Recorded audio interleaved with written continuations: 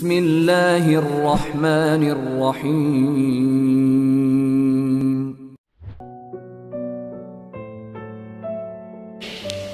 Satu, menyibukkan diri dengan yang wajib.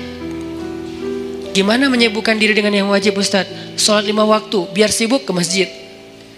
Kalau nggak ke masjid kan nggak terlalu sibuk ya, tinggal wudhu, sholat di tempat kita berada. Jadi kan nggak terlalu sibuk kan? Tapi kalau biar sibuk, takes time dan lumayan effortnya lebih, wudhu ke masjid. Terus sampai di masjid, insya Allah auranya beda tuh, ketimbang kita di tempat kita doang. Ini saya nggak ngomongin hukum, saya ngomongin motivasinya, fadlnya, keutamaannya. Apa? Ditasji' kalau dalam bahasa Arabnya. Ditasji' kepada kebaikan. Sibukkan, nasya'a itu menyibukkan diri dengan sesuatu yang membuat pertumbuhannya itu semuanya, atau nggak semuanya pun, mayoritasnya positif. Daily life kita tuh mau diapain? Yang wajib, ibadah misalnya. Yang wajib orang tua misalnya, berbakti sama orang tua, itu udah lumayan tuh ngambil waktu kita, jadwalin.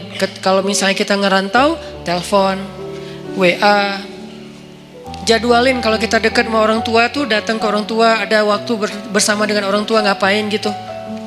Keluarga, kalau dengan orang tua plus dengan adik kakak atau apa, pokoknya keluarga ini silaturahim kan. Kalau bahasa lebih ini lagi, silaturahim, jalin, sibukkan dengan yang wajib. Ustadz, yang wajib udah sholat 5 waktu, telepon orang tua, tilawah sehari minimal 2 lembar, minimal itu wajib. Di atas itu sunnah, sejuz normalnya, idealnya sejuz, minimal 2 lembar lah sehari. Udah Ustadz, masih banyak waktu kosong, yang sunnah.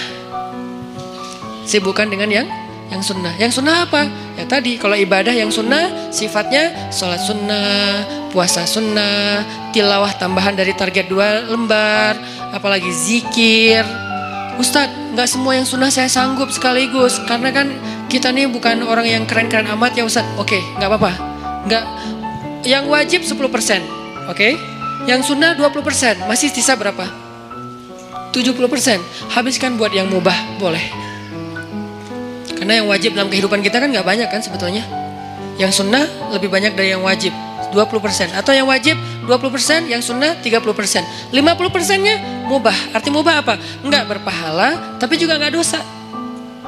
Dia gak berpahala, tapi juga gak dosa. Emang boleh Ustaz? Ya boleh lah. Makanya Islam itu luas. Syumuliyatul Islam. Orang banyak ngebahas Islam itu dari sisi satu bab doang nih. Parsial banget, wajib aja. Jadi seolah-olah Islam itu cuma ada satu kata, harus, itu doang. Atau 2, harus dan haram. Udah.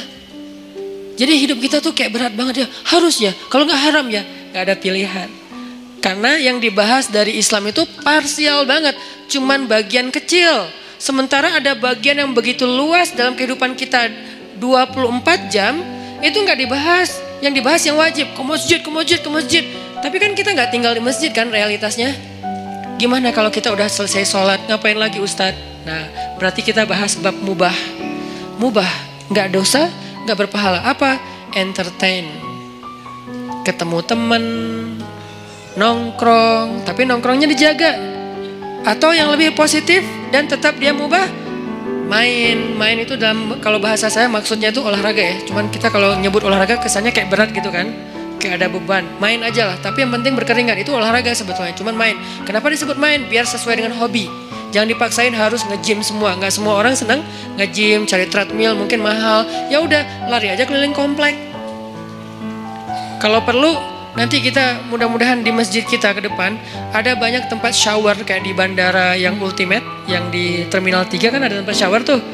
Kalian ke masjid mah lari aja, jalan kaki minimal. Sampai di masjid udah siapin handuk kecil, kalau mau jangan pakai handuk, bawa kanebo.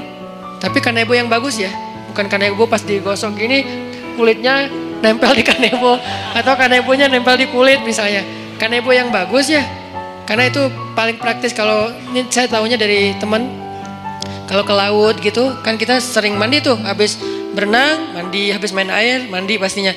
Kalau bawa handuk nggak sempet kering, udah mandi lagi tuh. Akhirnya kita bawa kanebo yang bagus, beli di salah satu tempat yang terkenal teh.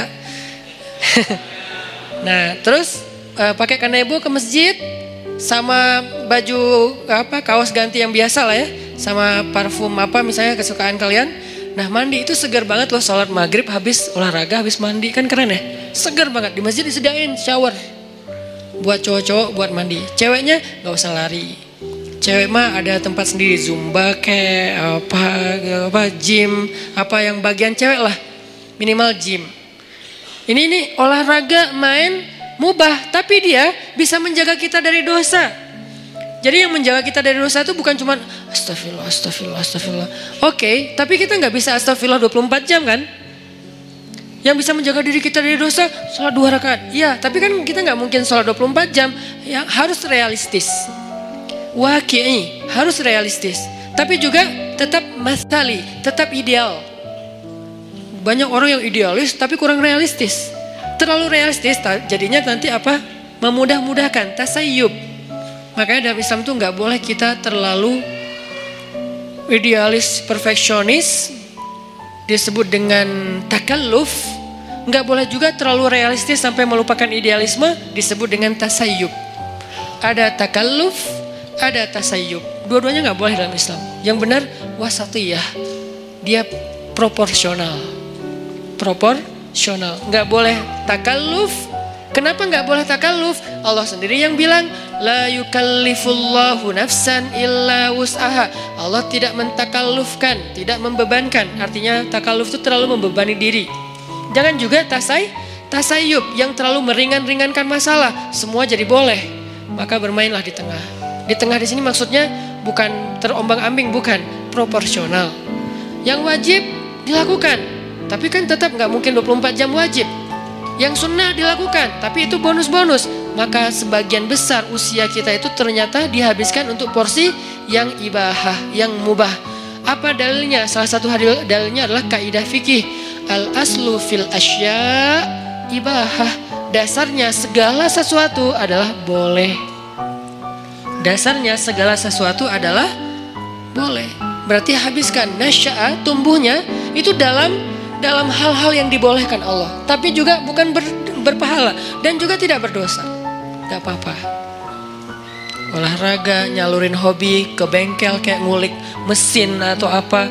Kalau cewek lebih ke skillnya cewek apa, mungkin skill cowok apa, life skillnya dibangun terus supaya dia ketika nanti jadi punya pasangan, life skill dia itu bermanfaat untuk pasangannya. Kalau cewek, life skill seorang cewek yang lebih identik tuh apa? Life skill seorang cowok itu lebih identik tuh apa misalnya? Kita belajar life skill, itu mubah. Dan dulu sahabat banyak yang mengasah sisi life skill mereka dengan berdagang, dengan bertani. Sehingga ketika ada sebagian sahabat yang berkebun datang ke Nabi nanya soal perkebunan, Nabi bilang apa? Kalian lebih ngerti tentang masalah skill perkebunan daripada saya. Karena itu urusan dunia. Udah kalian ulik aja sendiri. Saya cuma ngasih batasan, jangan curang, jangan apa, batasan nilai. Tapi secara teknis kalian lebih ngerti. Udah aja kembangin. Yang seneng komputer, belajar startup digital. Sekarang lagi era startup. Anak-anak muda Indonesia tuh harus ngerti startup supaya dia dominan, eksis di dunia digital. Supaya nggak terus-terusan jadi orang yang ikut program orang ngedownload. Tapi harusnya dia bisa bikin orang ngedownload program dia yang hobinya di komputer. Yang hobinya apalagi kembangin produk-produk aplikasi sosial media yang versi yang lebih lebih ketimuran atau apalah istilahnya, supaya dipakai, karena itu sesuatu yang chance-nya besar loh di zaman sekarang. Banyak hal yang bisa kita kembangin. Itu maksudnya nasya'ah, tumbuh. Arti tumbuh itu dia punya sesuatu yang semakin bermanfaat dari dirinya untuk orang lain, growing. Secara skill dia growing, secara mental dia growing, secara fisik dia growing, tumbuh. Maryam alaihassalam